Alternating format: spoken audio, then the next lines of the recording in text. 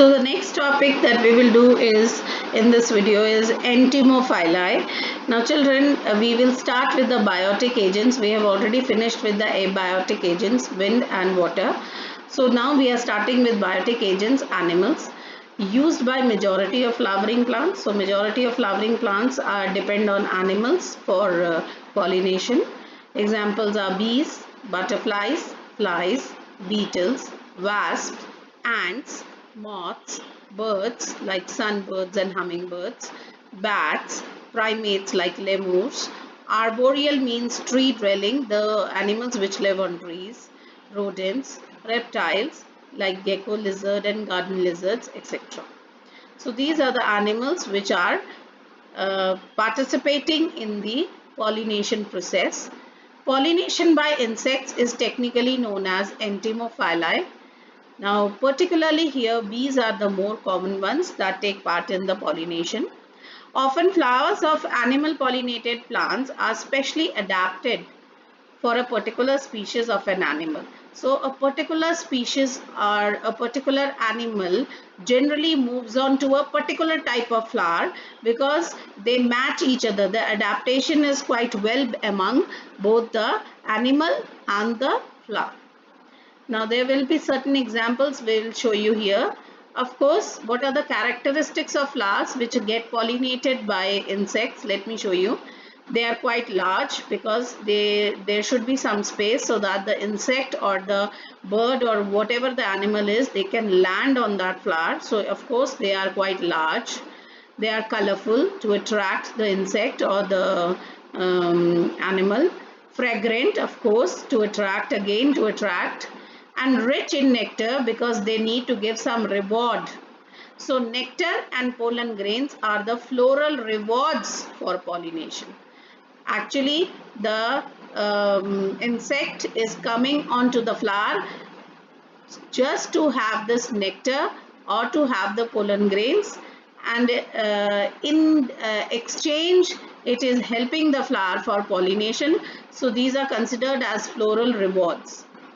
Now small flowers form inflorescence. That means a lot of small flowers combine together to form a big one single flower to make them visible so that the insects can see them. The flowers pollinated by flies and beetles, they secrete a foul odor to attract these animals, a special kind of odor which is foul but which attracts these insects like flies and beetles. Okay. Pollen grains are generally, of course, sticky. Why are they sticky? Because if they are sticky, they can stick to the animal's body and carried away by the animal to the other flower, right? Now, when the animal comes in contact with the anther and the stigma, its body gets pollen grains.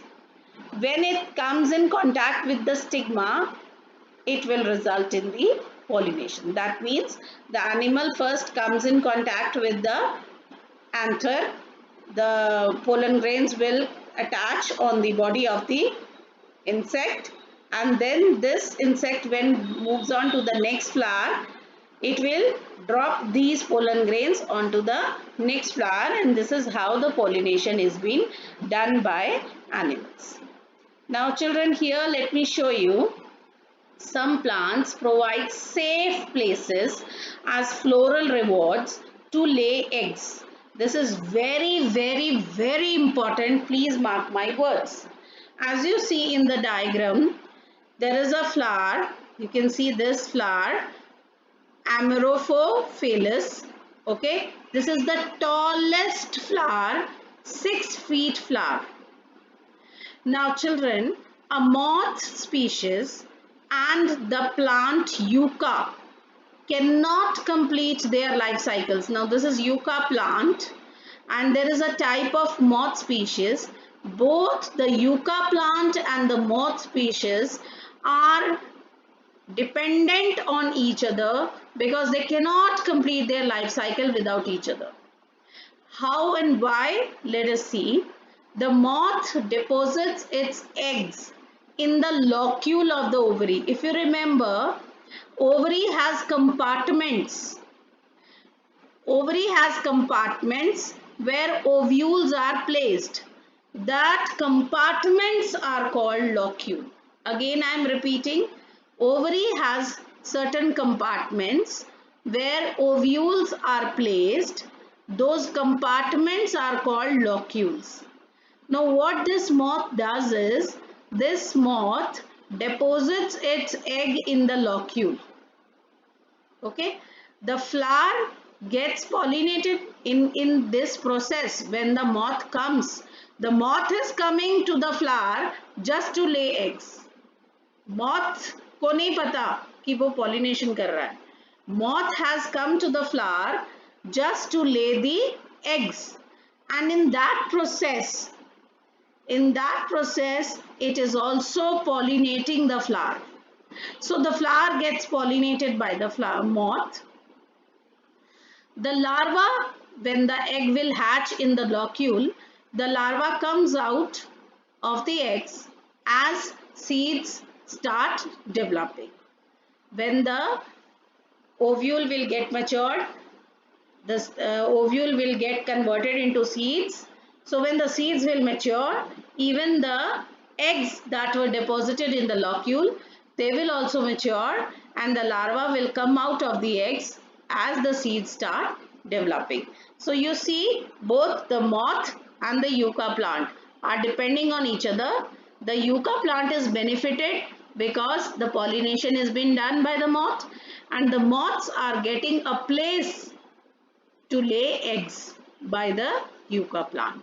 So this is a very important example which is being generally asked in the board exams.